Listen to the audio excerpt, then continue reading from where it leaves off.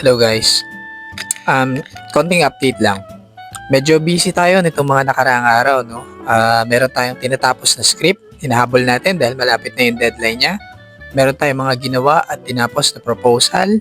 May mga pinuntahan tayong tao. We attended some meetings.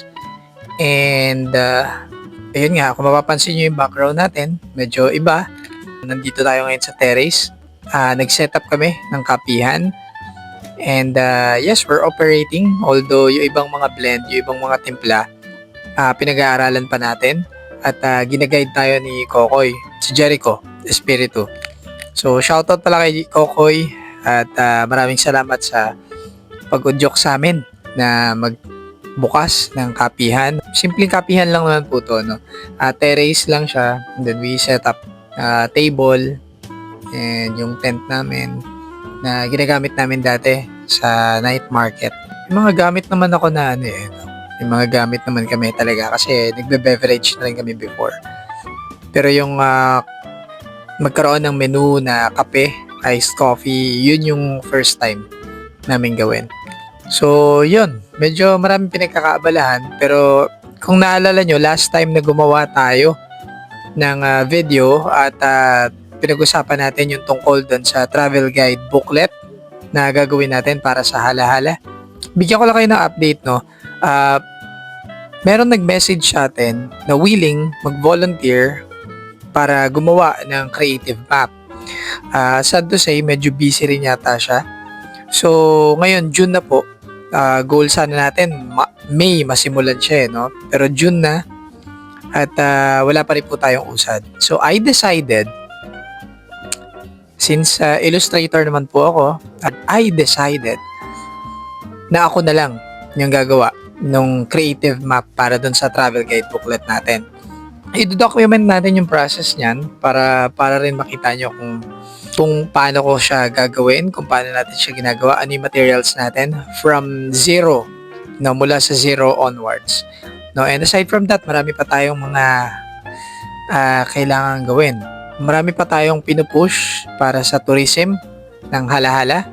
And kung napanood nyo na po yung nagpapakilala Hala-Hala tourism ad na ginawa natin, maraming salamat po sa suporta, lalo sa mga nag-share at sa mga nakasama ko na rin dun sa tourism ad na yon, no? Kina Kuya D, kay Ate Eunice, kila Rizal Tambay, kila Jericho Espiritu, sa misis ko, maraming salamat sa inyo, salamat sa suporta.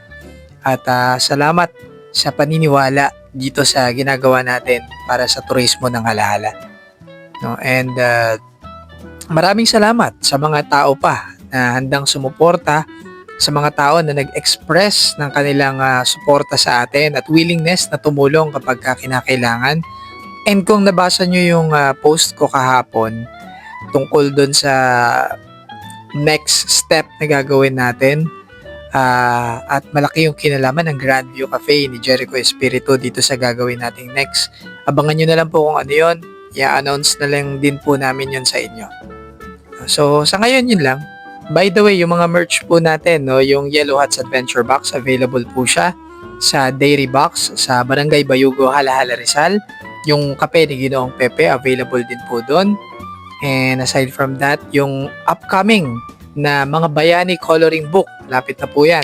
Limited lang po yung copies na i-release natin itong coloring book na to. So kung gusto nyo pong magpa-reserve ng copy, pwede po kayong mag-advance order. Pwede kayong mag-pre-order, no? At lalagay ko na lang din po sa comment section yung paraan kung paano maka-order. Magpa-reserve na po kayo ng copy para sa mga anak nyo para hindi po kayo maubusan. No, 99 pesos lang po ito. And ang delivery po nito ay sa June 19, 2026. No, ano bang araw yun? Hindi ko alam kung anong araw yun. Pero June 19, 2026 po, birthday ni Dr. Jose Rizal. So again, yung travel guide booklet, ako na po yung gagawa ng creative map kasi wala tayong mahanap na visual artist eh. No? So para akong si Thanos nito, no? Fine. I'll do it myself. Yun lang po. Maraming salamat.